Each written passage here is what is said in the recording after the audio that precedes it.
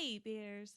What do you know about the add, drop, and grade replacement policies for your schedule?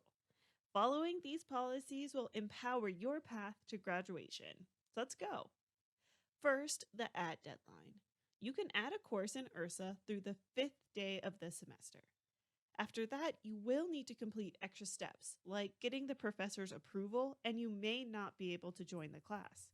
So talk to your advisor right away. You should also check in with your new professor to make up any work or materials from the days you missed during the first week. On the flip side, if you decide a class isn't for you, you have two options: drop or withdraw. You can drop classes on URSA, back to your registration portal, and select Drop on Web through the 10th day of class. Making the decision by the drop deadline might save you some money because your tuition and fees will be adjusted as applicable. You will not get any tuition refunds after the deadline, though. If you do miss the deadline, you will need to withdraw from the course. A withdrawal will be recorded as a W on your transcript but will not count in your GPA or earned credits. Keep in mind, when adding or dropping classes, the total number of credits you are registered for after the deadline determines the tuition and fees you are charged.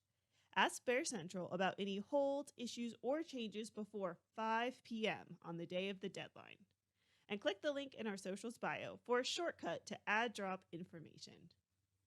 A grade replacement is when you repeat a course and you want the registrar to use only your most recent grade in your cumulative GPA.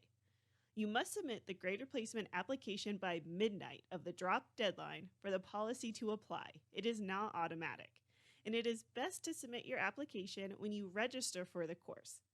If you don't submit the application, the course will be a repeat, meaning both your grades will factor into your overall GPA. Ask your advisor about grade replacement, especially if you are working on raising your GPA above a 2.0.